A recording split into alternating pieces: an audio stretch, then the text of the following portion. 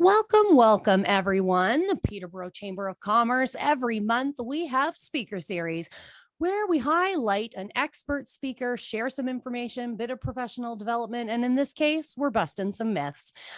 Thank you, everyone, for joining us today. First and foremost, please feel free to drop your contact information in the chat. If there's anybody you want to reach out to grab a coffee after the event, you're more than welcome to.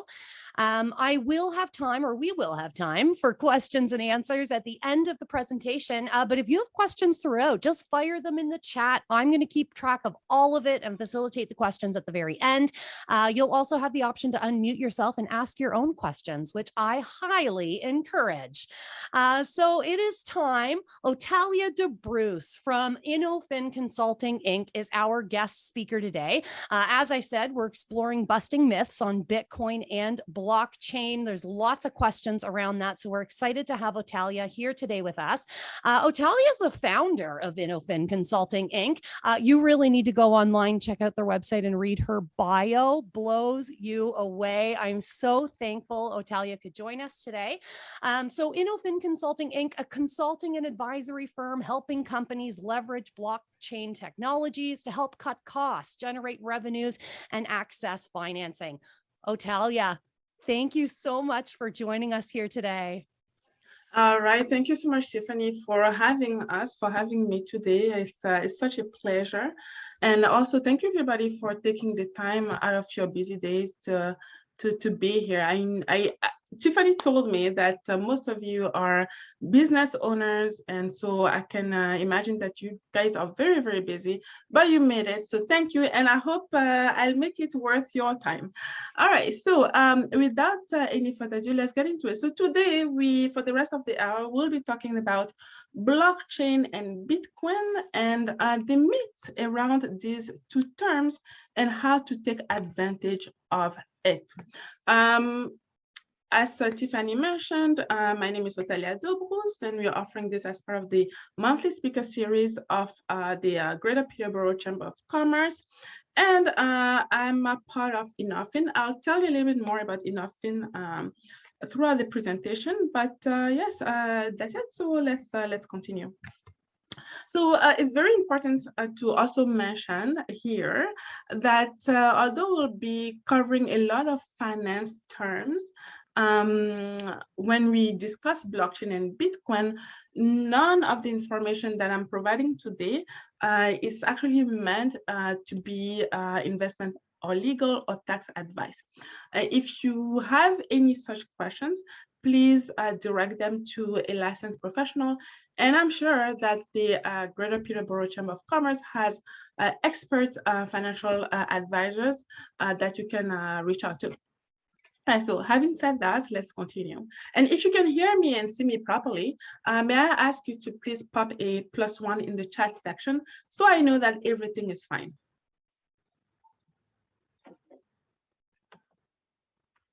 All right, so most people say they can hear and see me. Okay, perfect, thank you. All right, let's continue.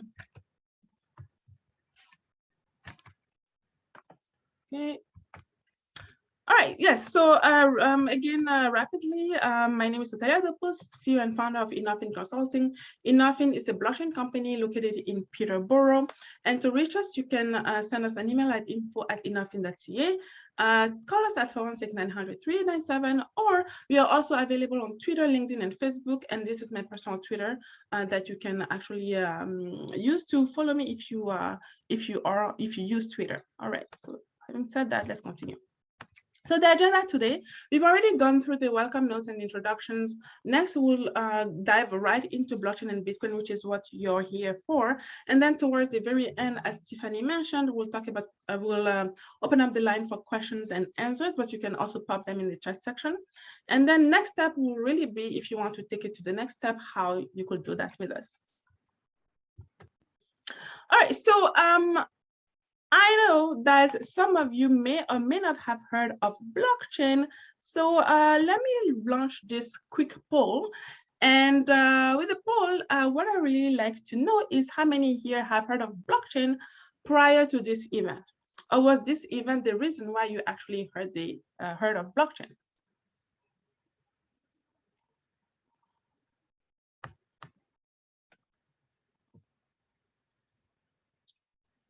All right. All right. So I think yes. So I think everybody has responded. So let me end the poll. Quickly share the result. So, all right. So most people had heard of blockchain prior to the event. That's great. And one person only heard about blockchain because of this event. That's also great. So the next slide is going to dive into what is blockchain, and it will be a refresher for those who already know about it. And then for those who don't, then it will be great information to start you off on your blockchain journey, if I can say so. All right, so what exactly is blockchain? So before I start with what is blockchain, it's very important for us to actually understand what our current financial system is like or is about. Because the one thing that blockchain does is come in and improve the efficiency of our current traditional financial system. So our current traditional financial system relies upon a very, very, very centralized system of databases.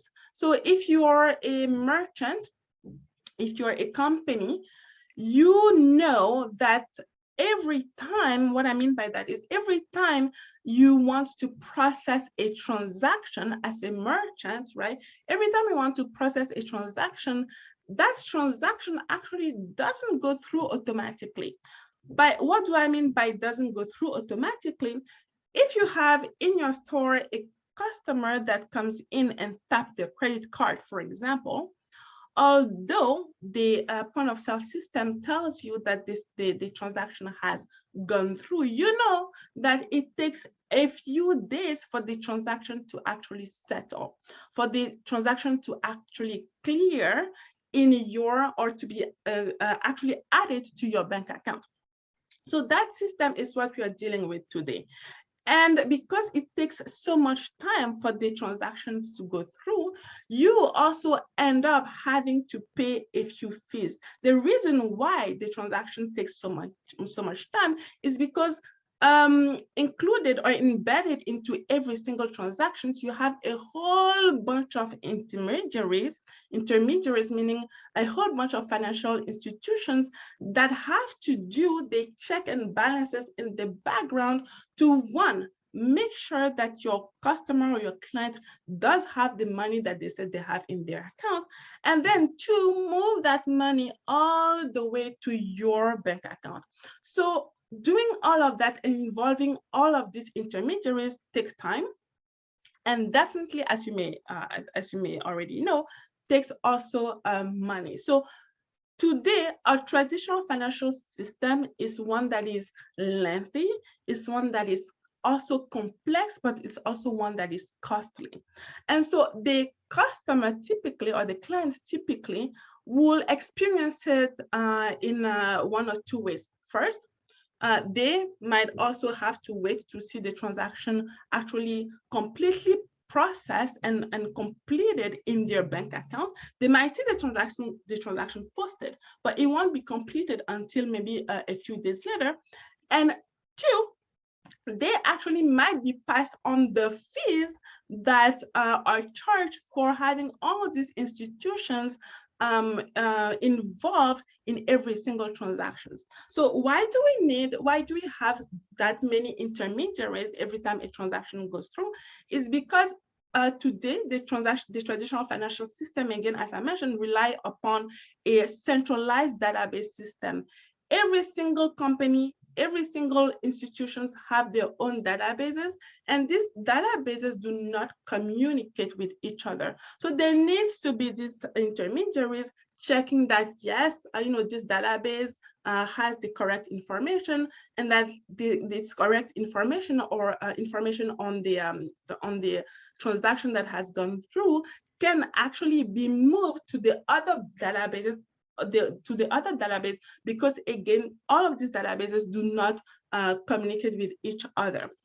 And so the complexity of our current traditional financial system, it's actually increased when you actually also have to deal with what? You also have to deal with international transactions. So if you use Venmo to pay a supplier, for example, or even if you use a company like a Western Union, for example, to send money abroad, you know that these companies charge a whole bunch of money because, again, we live in a traditional financial system that is very siloed and so very complex.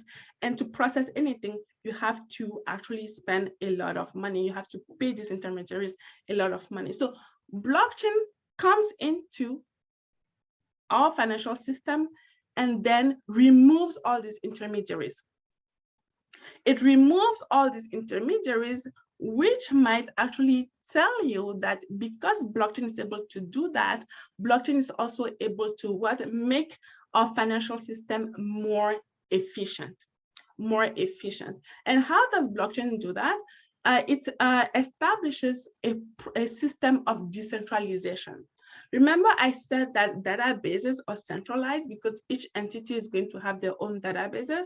With blockchain now, we no longer have a database that belongs to one entity.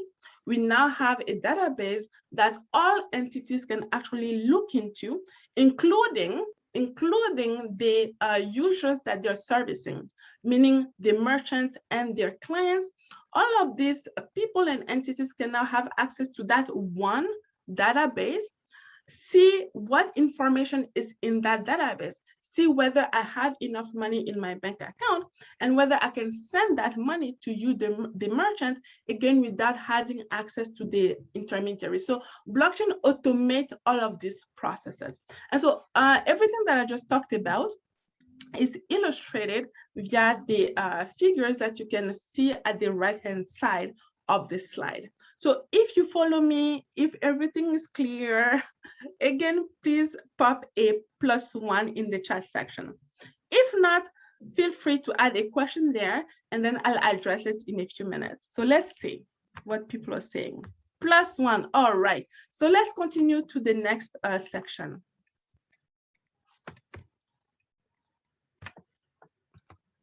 So why is blockchain able to establish sort of this new system, this decentralization system that brings efficiency to our current traditional financial system, including to our current way that we process transactions? Is because blockchain has 3 characteristics. The 3 characteristics that I like to call the 3 T's are truth, trust, transparency. Transparency, because when before each entity, right, had their own database that they didn't share with others, and that and where they were able to sort of preserve all of their information and keep all of their information to themselves. What blockchain does is sort of open up this world of information. Now, no longer do you have just one entity keeping the data, but you just have the blockchain, right, that all entities can have access to. And on this blockchain, you're able to see all of the transactions as they're happening real time.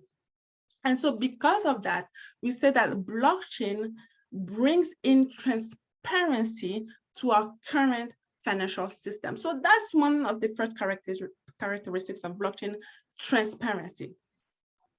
Number 2, every transaction that is processed on the blockchain that is automatically shared with everybody, every transaction is actually settled and settled forever. They cannot be changed. The transactions, as they go through, the data from that transaction, from those transactions, this data becomes immutable, meaning the data cannot be changed. And so because using blockchain, we know that we can trust this type of transactions, we say that blockchain not only preserves the truth, because the data can't be changed and the data is viewable by everybody at the same time, but we also say that blockchain brings trust to trustless relationships. Let me illustrate that. Again, let's say that I was a customer and I came to your store and I had to tap my credit card for you to receive as a merchant my payment. I mentioned earlier that we'll have many intermediaries that will be part of the process in order to make the transaction go through. And the reason why we have all these intermediaries really at the end of the day is because you, the merchant, don't trust me, the customer, to say to you that I had enough money in my account. So we need all these entities that are more trusted, like banks, etc., to sort of come in and say, yes, Othalia does have enough money in her account. But when you put a blockchain into this transaction equation, no longer you need all of these entities to act as the keepers of the truth or the keepers of the trust. You only now need the blockchain. And so because of that reason, we say that blockchain brings trust between parties with trustless relationships. It really transforms the way I can interact with a merchant, the way that a merchant can interact with their suppliers, and then the way that other companies interact with each other. And this is really what blockchain does. So blockchain, through its system of decentralization, through its characteristics of truth, trust, and transparency, was able to create the currency called Bitcoin. So I already said that Bitcoin is a currency, and I'm sure that some of you may have heard of Bitcoin, but I'm very interested in seeing how many of you actually own Bitcoin. So let's launch another poll. And in this poll, select I do if you actually own Bitcoin, and select I do not if you don't own Bitcoin.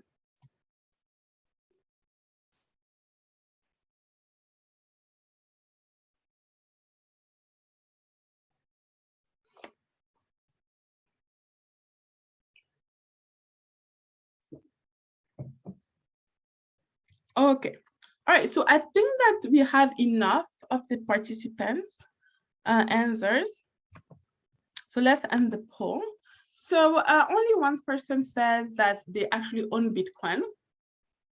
And so even though many of you have heard of blockchain, the majority of you actually do not own Bitcoin and have not done really anything about this knowledge of blockchain. And I think that that's also because you need to learn more about it. And this is why we are here today. So exactly what is Bitcoin? So Bitcoin, other than being a currency that was made possible thanks to blockchain, the technology, Bitcoin was actually created in 2009 by a group of people, or maybe a person. Nobody really knows who created it, but the point is that the person or group of people who created Bitcoin called themselves or herself or himself Satoshi Nakamoto. And so if you were old enough in 2009, you know that in 2009 there was this big financial crisis, right? And so this is where Bitcoin was created.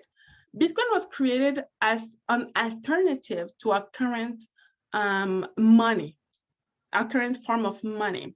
So our current form of money is what? Canadian dollars, US dollars, euro. So whoever created Bitcoin used blockchain to create Bitcoin so that we'll have this alternative to our current system, right, of our current money system, that would be completely digital, meaning that a currency that you wouldn't be able to touch. And again, this is not a concept that is so far-fetched, because really today, most of us don't touch money anymore. Everything that we do is electronic. So Bitcoin really is a virtual currency, again, powered by blockchain. But the one thing that is different from Bitcoin and the current way that we all are interacting with money electronically is that Bitcoin doesn't need any central banks to operate.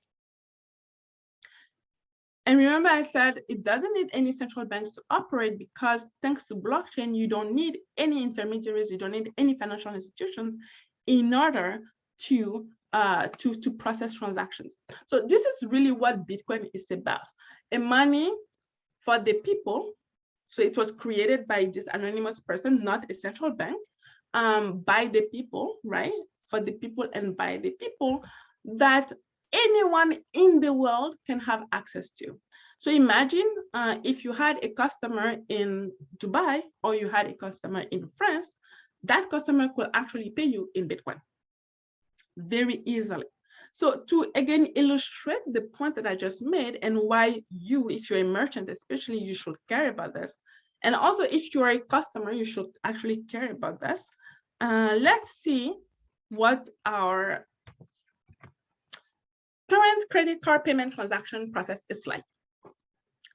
So if, again, I am a user or a client, I come to your store and I want to give you $100. For argument's sake, I'm giving you $100 to pay for an item, right?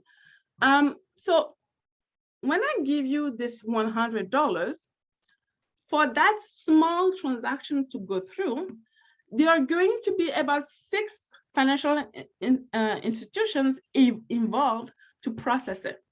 So even though it went through and you saw that as soon as I tapped my credit card, a few seconds later, it went through, actually for that to settle, you have all these 6 financial institutions processing it. And as you might imagine, they are not doing this for free. They're not charity organizations, they are businesses. And because they're involved in every transaction, every single one of them is going to actually take their cut, their fees. So that drives obviously the fees of every transaction up.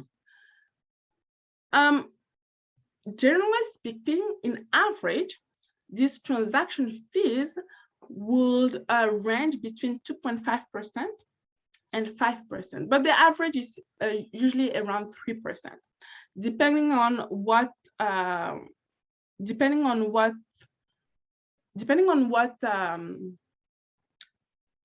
processor you're using, right? You might end up paying as much as $5, right, for every $100 that you spend. So merchants typically, right after paying for their employees' salaries, merchants, and this is according to research, merchants typically will pay the next highest fee that they pay, or the next highest expense that they incur every month is actually transaction expenses. So imagine for every $100, you have to pay close to $3 for that to go through. If you're dealing with thousands of dollars, hundreds of thousands of dollars every month or every quarter or every year, that really adds up really, really quickly. In some cases, the merchant is the one paying for this. And then in some cases, the client or the customer is actually the one paying for it because the cost is passed on to the customer. So neither the client nor the merchant actually take advantage of this current credit card payment transaction system. So the story doesn't end there.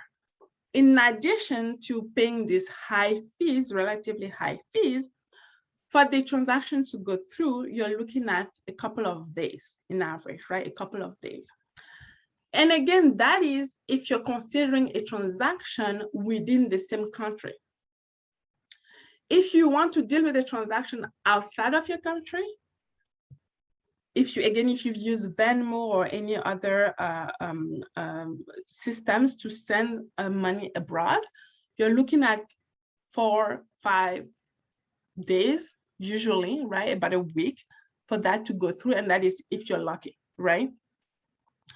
If you're using, and if you're already thinking about something like Western Union, which is more, which is a system where you actually get your money almost instantly, For Western Union, for example, the money actually doesn't leave. It's more of a system where the Western Union bank account here will increase with the with the fees that you're paying here, and the bank account in the country, in the receiving country, will actually decrease. So it's a completely different system. But the point is, at the end of the day, for having access to that facility, you actually have to pay a high fee. So the point is, the high fee is omnipresent all the time. And now, if you're thinking about Interact, for example, Interact, which is a payment system that allows you to transfer fees in Canada, because it doesn't work in other countries, just in Canada, in the same day, that is also subject to the same problem. And because it is subject to the same problem, there's always a cap in the amount of money that you can actually send with Interact. So that is typically $2,000 to $3,000, right, a day that you can send. Because again, we have this sort of centralized system that doesn't allow money to move so freely and without any ceiling. So now, imagine that you were able to do the very same transaction using Bitcoin. How long and how much do you think that will take you? Anyone wants to guess? You can pop it in the chat section if you do not want to. If you do not want to unmute yourself. How long do you think the very same transaction that we just spent a few minutes discussing will take to process if you use this Bitcoin digital currency that I just talked about? All right. Kat says a few seconds to minutes. Gideon says seconds. Angela says immediately. So yes, not quite yet, but we are almost there. Thanks for your input. So actually, it takes about 10 minutes to settle. So the transaction goes through in a few seconds, just like regular transactions. It takes 10 minutes to settle instead of 48 hours or instead of 5 weeks. And this is no matter where you are in the world, whether you are in Canada or in Dubai, you're sending to Dubai, you're sending to Italy, you're sending to Nigeria. It always will take about 10 minutes to settle, while the transaction will be instant. But one of the even most important and interesting features is the fee.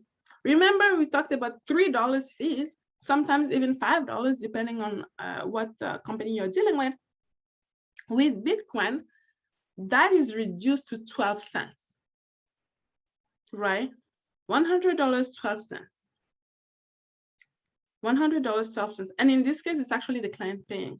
The merchant actually doesn't pay this fee, because the merchant receiving the fee, receiving the payment doesn't pay the fee. It's always the person sending that actually pays the fee. But either way, whether it's the client or the merchant, it's a great value proposition.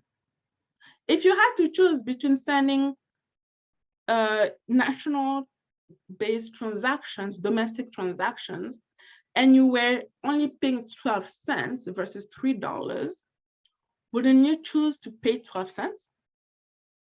If you had to choose between paying more, right, for sending money internationally, and actually only paying this 12 cents for sending money internationally, wouldn't you again choose to pay this 12 cents instead? And again, this is really where blockchain, via its cryptocurrency that it was able to create, Bitcoin, where really blockchain makes a real difference, right? So remember that Bitcoin was created in 2009, and it's been around for more than 10 years now. So it's been around for a long time. So if you're wondering if this is something that is here to stay, or if it is something that is going to disappear, the fact that it's been around for so long already should tell you something about its future longevity. But now, if that is not enough, you can look at the slide right now, where we see Jamie Dimon. Who knows Jamie Dimon? Anybody knows who Jamie Dimon is?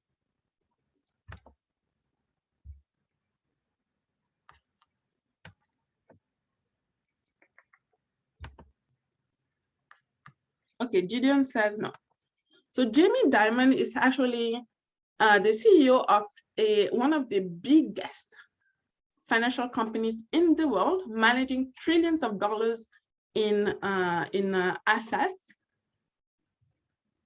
today, and that company is called JP Morgan. So in 2017, about 5 years ago, Jamie Dimon said that Bitcoin was a fraud, that it was not going to stay, that this whole industry was a failure, that yes, that he saw no value in it. Fast forward, 2021, guess what? JP Morgan, the company headed by Jamie Dimon, has created a whole company, crypto-based company, right? Blockchain-based company, and is even looking to offer Bitcoin services to its wealthy clients. So longevity, and then how it is being accepted in the traditional financial system. So remember, JP Morgan is this huge company that has been around for a long, long time, and a company that is part of the traditional financial system that is now adopting, accepting, and building a whole business around this decentralized new way of doing things that was introduced by blockchain and by Bitcoin. So I'll let you have your own conclusion based on the facts and answer this question for yourself. Is Bitcoin, is blockchain here to stay, or is it just a fad? So I'll let you answer that for yourself based on everything we just talked about. So as people were looking at Bitcoin, we're looking at the technology that created Bitcoin, which is blockchain, they started thinking about how they could improve upon Bitcoin.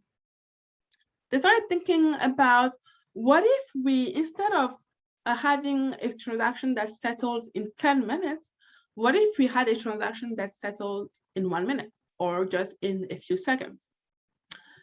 And they started thinking, what if instead of paying 12 cents with Bitcoin, what if we could come up with a transaction that will allow us to pay just 1 cent or even nothing, really? And so in thinking about ways to iterate upon this new form of currencies, people started creating cryptocurrencies, right? So they started creating cryptocurrencies, and their ideas of innovating using blockchain technology didn't just stop there.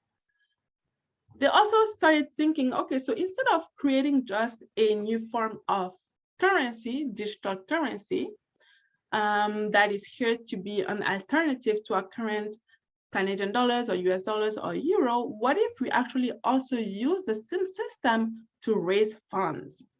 Because in finance, we can also raise funds using stocks, for example, right? So could we have a version like that that relies upon blockchain and its 3 characteristics of truth, trust, and transparency?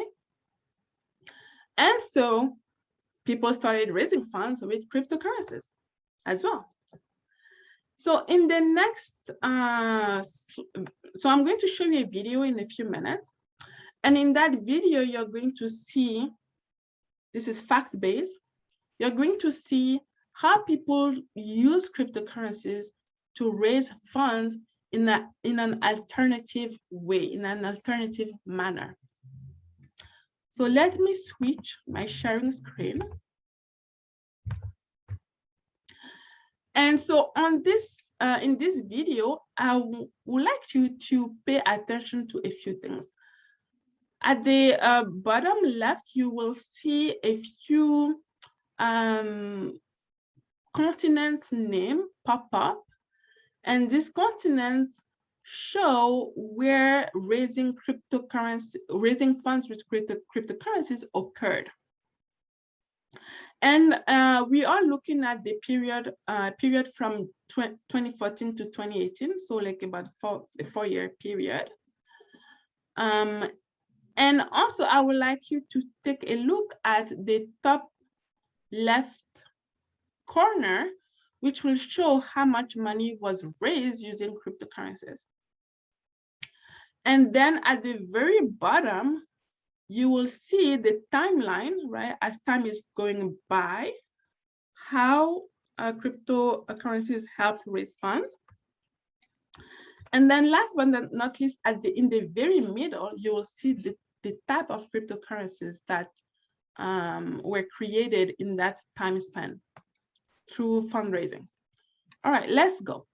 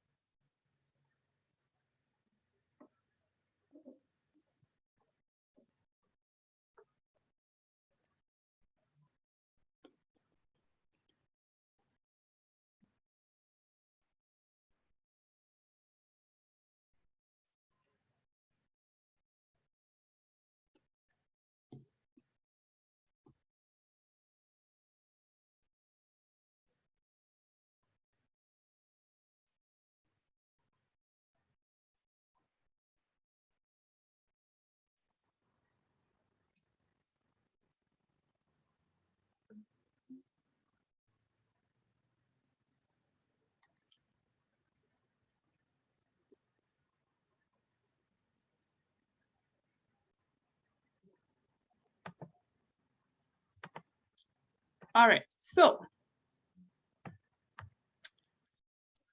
in this short few in this few minutes, what you're able to see is that between 2014 and 2018, companies, some of whom you might actually recognize, like Telegram and EOS and Tezos, maybe especially if you know about blockchain, you might have heard of them. Swissborg, which is a company with a established in Toronto here, Ontario. So Ethereum, which is another one, which was created right here in Canada. So all these companies used cryptocurrencies to raise funds, right, between 2014 and 2018. In total, they raised about $28 billion. And the fundraising process actually occurred in different continents, as you can see on the bottom left side, right? So this whole evolvement, so really what it is the blockchain industry and what it is able to do has sort of evolved and grown over the past few years. And then we moved really from having just cryptocurrencies, alternative currencies, to current type of currencies that we use, like Canadian dollars, to now using it as a form of investment. So now all of this sort of cohabitates together. So you can either use cryptocurrencies for payment, or you can also use them for investment. So let's move back to the slide. So really, the point of me showing you this is not to actually tell you to raise funds with cryptocurrencies, really, but it's mostly to show you the diversity and the variety that you have in this brand new industry, right? So today, fast forward, more than 10 years after Bitcoin was created, we went from having just one cryptocurrency to having 11,000 cryptocurrencies. And this number, this 11,000, is a number as of just a few days ago. All these cryptocurrencies, which have created a whole new industry, that employs people, that create services, that create products, that whole new industry is an industry of $2 trillion. So it's not a small industry.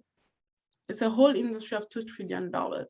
And so these cryptocurrencies involve Bitcoin, Ethereum, Binance, Cardano, Tether, but also other ones like Stellar, Solana, and many, many more. If you like to see all of them, you can go on CoinMarketCap, right? And all these cryptocurrencies are traded, meaning you can buy and sell these cryptocurrencies on exchanges. And today there are more than 300 exchanges, exactly 395 exchanges, and actually more, because not all of them are listed here, that allow you to buy and sell cryptocurrencies. So this is the world today. So again, the answer to the question, is it here to stay, or is it going to go away? Is a $2 trillion market going to stay, or is it going to disappear overnight? I will let you make your own conclusion. All right, so let's continue.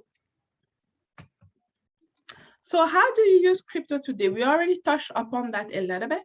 You can buy, you can invest in it, right?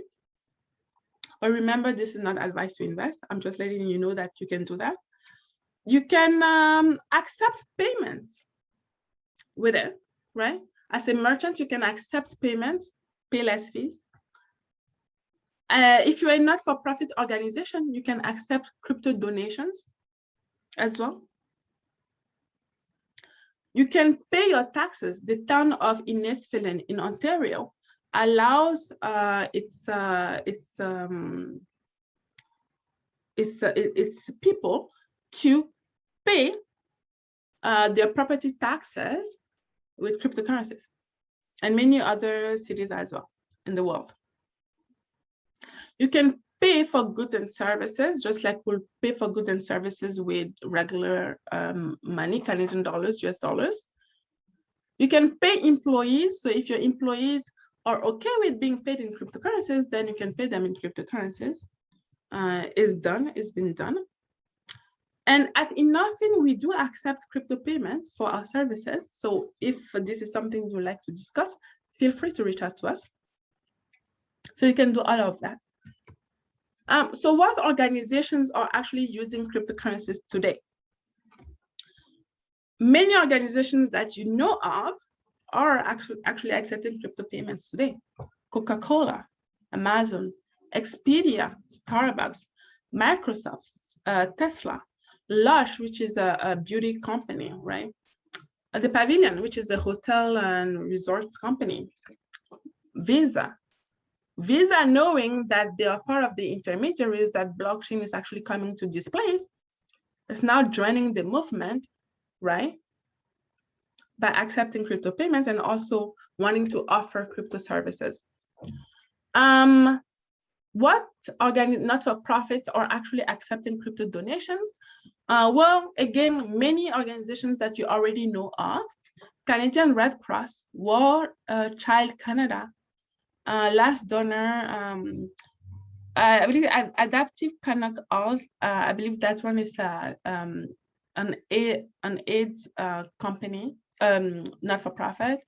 Pathways to Education, Cincinnati Health Foundation, Dignitas as well, etc., etc., etc., right? So these are the not-for-profit accepting crypto donations today. Again, to the question, is crypto, Bitcoin, and all of that here to stay, or is it going to go away?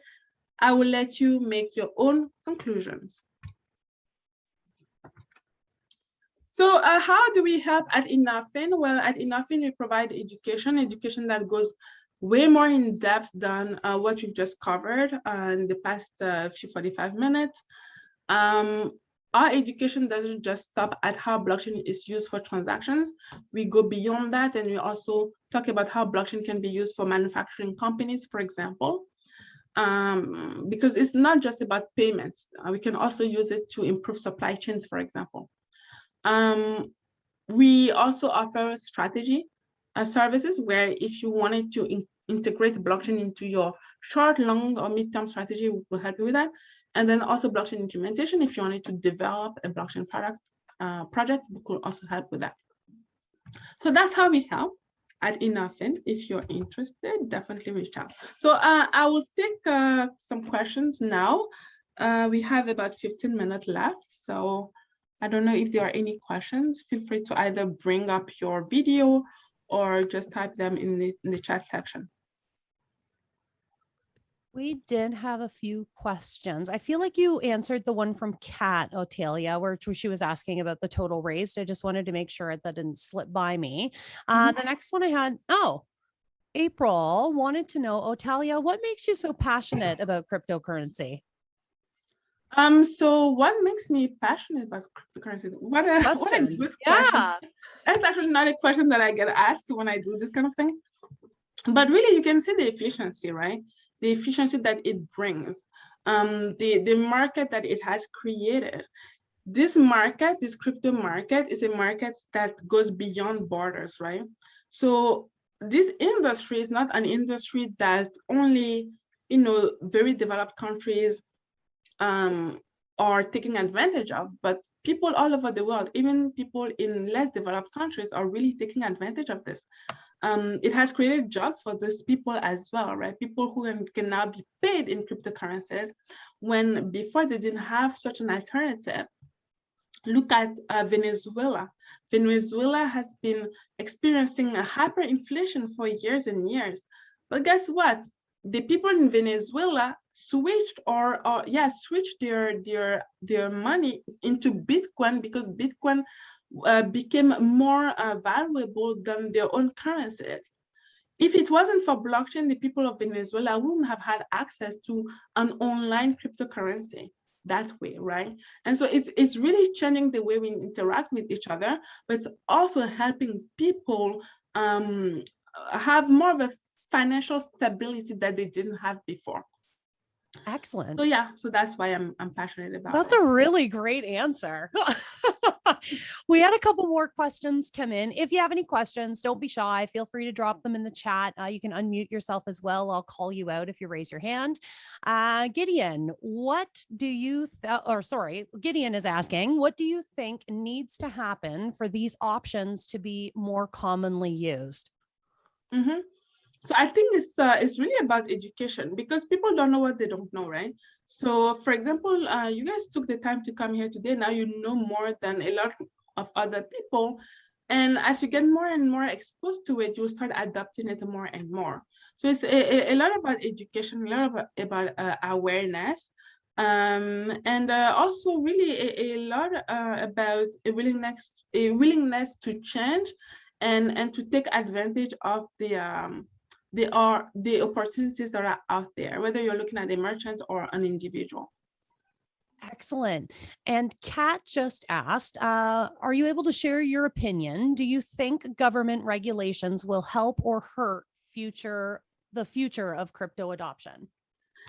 So actually, that is actually like the juries are still out there for this one. But in my opinion, government regulations can help, but they shouldn't help so much so that they prevent innovation to take its right to improve or expand, right? So they can definitely help. They can help, especially when it comes to, every time there is a new industry, every time there is a boom, you're always going to have people who are there to do good and people who are there to do bad things. Those are the crooks, the criminals, and people trying to hurt.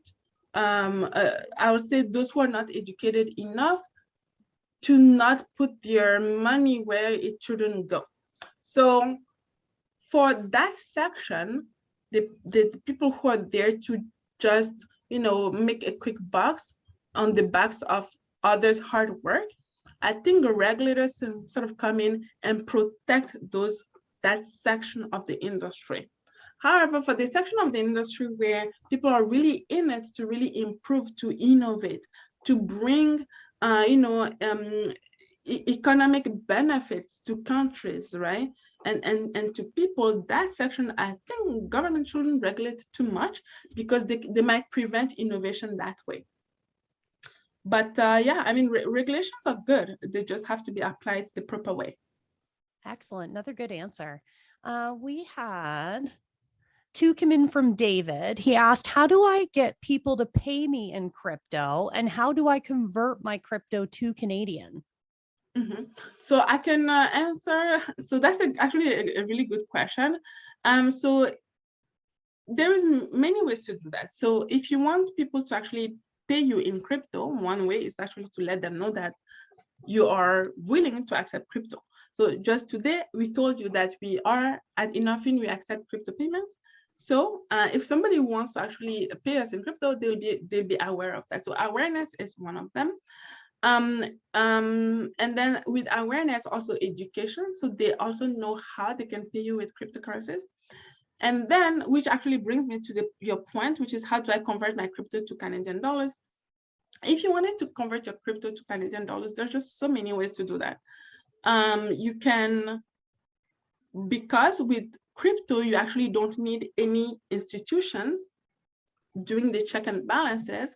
You can simply find somebody on the other end, right? Let's say that you had I don't know, $100 worth of Bitcoin, and you knew that me, as Othalia, I was willing to receive Bitcoin. I was looking to buy Bitcoin. You could tell me, hey, I have $100 worth of Bitcoin. If you give me $100, I'll give you my Bitcoin. We'll do the transactions. Everything will happen on the blockchain, and no financial institutions will be involved. That's one way, finding a willing party. And then the other way, we talked about the exchanges, right? The exchanges are there for you to buy and sell without having to find a party at the other end of the transaction. So that's the facility that they provide. So you could also go at it through Canadian dollars as well. You could go at it through exchanges. And then I'm trying to think if there is a third way that I can talk about. Yeah, I think for now, those two should be enough, because I do not want to make it too complex, but those two should be enough for you to get you started. And again, if you need help, you can also reach out to us. I was just going to say, Othalia, InnovFin Consulting, do you do consultations? Can people book appointments with you? Yeah, absolutely. So if you go on our website, InnovFin.ca, you'll be able to book a 15-minute appointment free, 100% free, and we can talk about any specific needs that you might have. Excellent. And you kind of touched on education kind of at a multiple points with things that are new, and education, incredible information, factual resources, incredibly important no matter what you're doing. But you have a new platform that you're launching, right? Is it EdTech? I wondered, could you tell us just a little bit about EdTech? Yeah, so EdTech is short for education technology. And in general, it means platforms that want to educate.